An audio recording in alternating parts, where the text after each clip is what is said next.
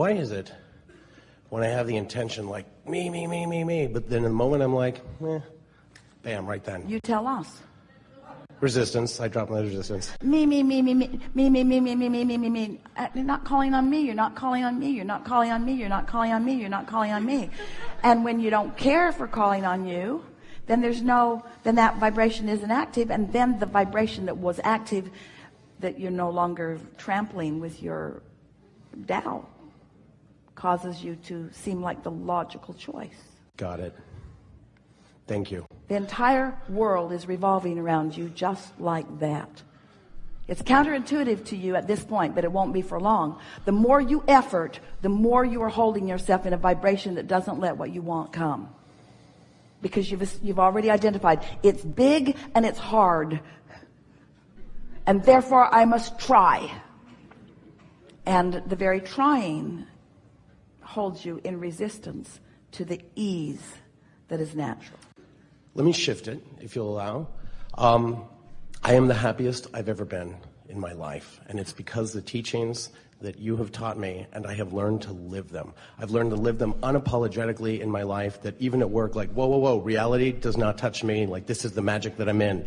Every morning as I'm in the shower, sometimes I'll have questions, what I would ask in the hot seat, and you come in and you answer it to the point where I'm like, all right, I've got everything, and the only thing that I've been thinking about all week is that I wanted to sit in the hot seat and say thank you. Because I've discovered that gratitude, when you're excited, when you're just so grateful, seems to make things happen.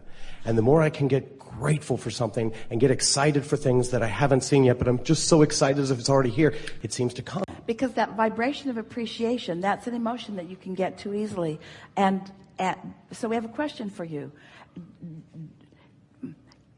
Are you able to acknowledge that there is a separation between the emotion of appreciation? You're calling it gratitude. We prefer appreciation. Doesn't really matter. Appreciation. Can you acknowledge that there is that you don't need something to specifically be in the moment of appreciating to feel appreciation? Yes, that you can actually feel it before it comes. That's the key. Yes. That's the key. I don't need a motive to appreciate. And in not having an ulterior motive, in just getting there, then the world is your oyster. Everything will flow to you easily, and is. Someone sat in this hot seat once, and I was listening to them in the car, and they were asking for, somehow you gave a rampage about a BMW. And at the time I was like, oh, that would be neat. And so I pretended, I got to the point where it felt like it. And then sure enough, I find myself a few months later in wow, I didn't even want it. I did want it. It just kind of showed up. How can you not go into that rampage and imagine sitting and it just shows up and not, anyway.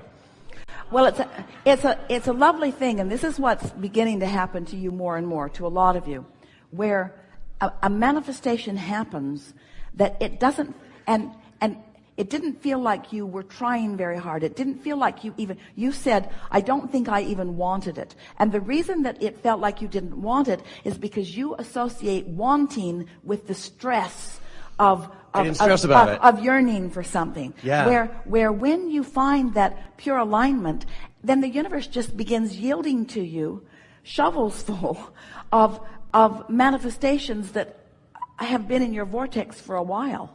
In other words, it's such a lovely thing to have been just looking for fun and looking for clarity, not looking for a BMW, looking for fun and looking for clarity, not looking for a beautiful house in the snow, looking for fun and looking for clarity, looking for fun and looking for clarity, and finding fun and finding clarity, and finding fun and finding clarity, and finding fun and finding clarity.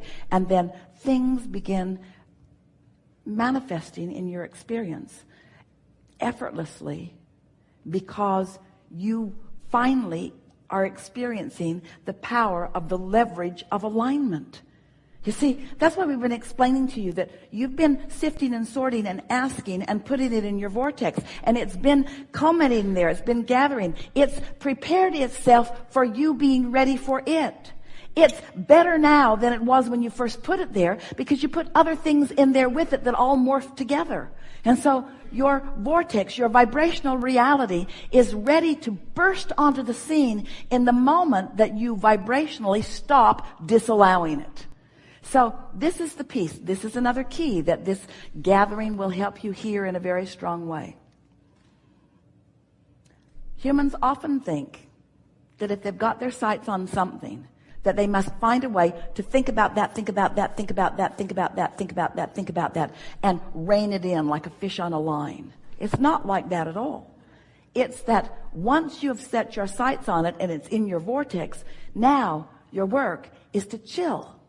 Your work is not to figure out what the path is. The path is being revealed to you. You just have to figure out how to be receptive to the information about the path. Can you feel the difference about that? And the thing that trips you up, we're trying to demonstrate it for you here. So there is a vibration that becomes a thought. That's momentum worth celebrating. But humans don't want to celebrate it until it's in the garage. So, since it's not in the garage, you mess this up. And since it's not in the garage, you mess this up. And since it's not in the garage, you get another job. And since it's not in the garage, you work harder. And since it's not in the garage, you try to find all the behavior to get it in the garage. And all the stuff that you do to try to get it in the garage causes you to keep messing this up. You see what we're getting at? So if you can just find things that are easy to feel good about, then everything that you want will come into full fruition. You'll find it all in the garage.